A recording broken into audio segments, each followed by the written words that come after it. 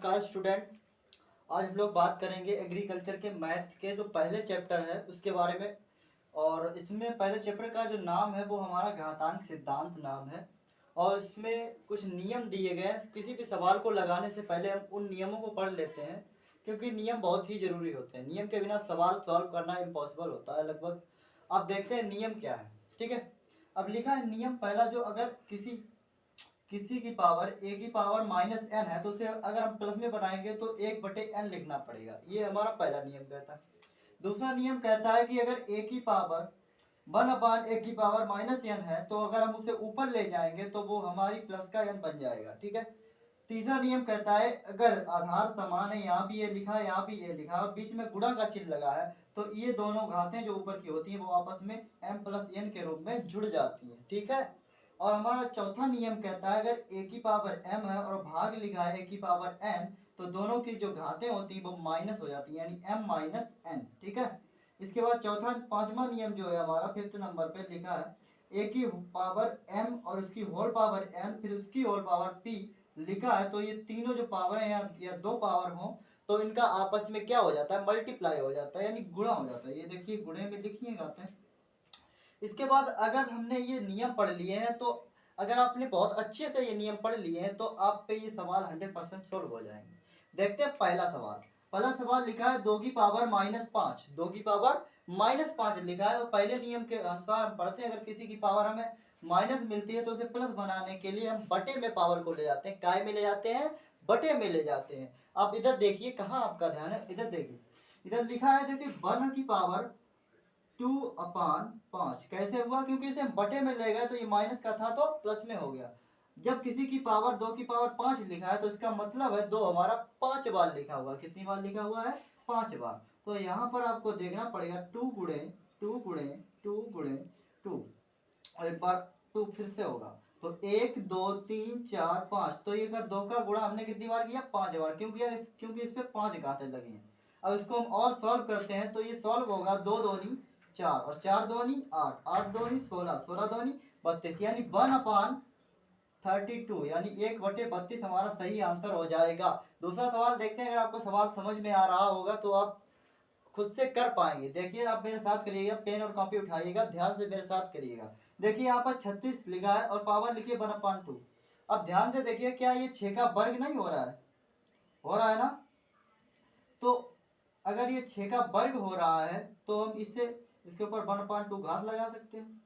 और घात जो हमारी लगी है ये तो हमने उतारी, ये 6 का वर्ग 36 लिखा है, तो हम यहाँ पर क्या करेंगे? हमने पढ़ा है कि अगर a की पावर m गुणे m और उसकी पावर n है, यानी m और उसकी पावर n है, तो इसका आपस में मल्टीप्लाई यानी गुणा हो जाता है। तो 6 की पावर 2 गुणे 1/2 हो जाएगा, 2 से 2 कैंसिल हो जाएगा और हमारा आंसर कितना आ जाएगा? 6 आ जाएगा। आपको समझ में आया होगा ये 6 आंसर कैसे आया।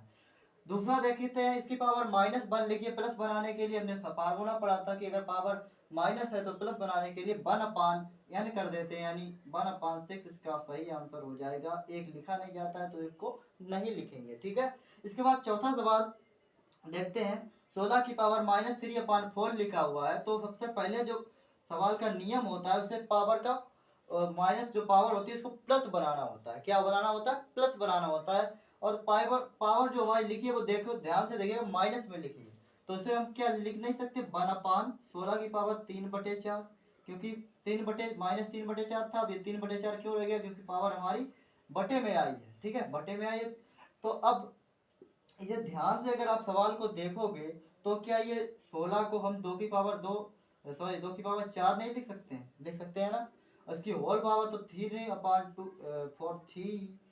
और हमने सवाल पढ़ा था, इसका जो नियम है कि अगर a की पावर a की घात जो है m है और उसकी फिर घात n है तो आपस में गुणा हो जाता है, यानी इसकी घात m है और फिर n है होल घात, तो इसमें गुणा कर देंगे 1/2 की पावर 4 × 3/4 और 4 से 4 हमारा कैंसिल हो जाएगा, आंसर आ जाएगा 1/2 की पावर 3। तो इसे और सॉल्व करेंगे,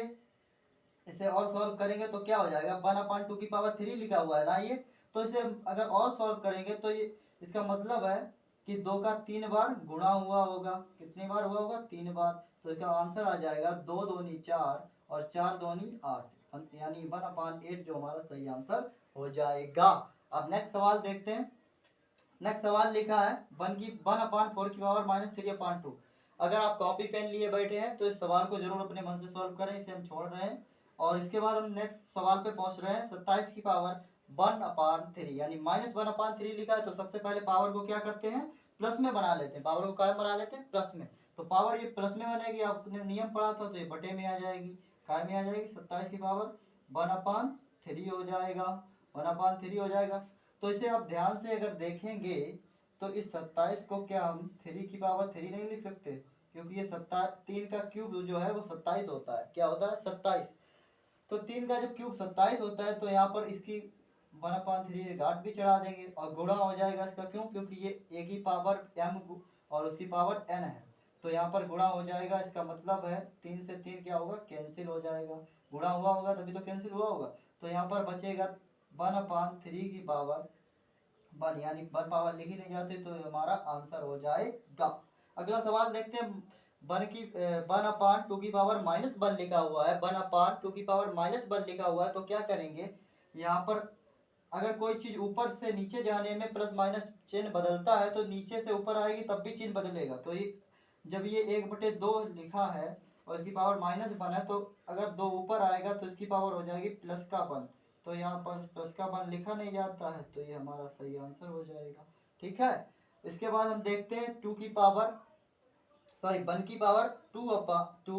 की पावर लिखा है 2 यानी 2 की पावर -3 लिखा है। तो इसे हम सबसे पहले क्या करेंगे, प्लस में बनाएंगे तो ये ऊपर चला जाएगा तो इसका पावर मतलब होगा 2 की पावर 3 हो जाएगी। यानी 2 का 3 बार गुणा हुआ होगा, कितनी बार हुआ होगा, 3 बार। तो करेंगे क्या, इसमें कुछ नहीं करना है, 2 दूनी 4 और 4 दूनी 8 ही हमारा इसमें आंसर हो जाएगा। उम्मीद है आपको इतना समझ में आया होगा, जो सवाल हमने दिया था वो आपने लगाया होगा। और आपको अगर मैथ पढ़नी है तो आपको वीडियो तो देखना पड़ेगा, और अगर आपको यहाँ कुछ सीखने को मिल रहा है तो वीडियो को लाइक कीजिएगा। और हम भीख नहीं मांग रहे हैं आपसे लाइक की। अगर आपको समझ में आया है तो आप गुरु दक्षिणा के रूप में लाइक दे सकते हैं और हमारा उत्साह भी बढ़ा सकते हैं। मिलते हैं नेक्स्ट वीडियो में, और तब तक प्रैक्टिस कीजिएगा इन सवालों की। धन्यवाद।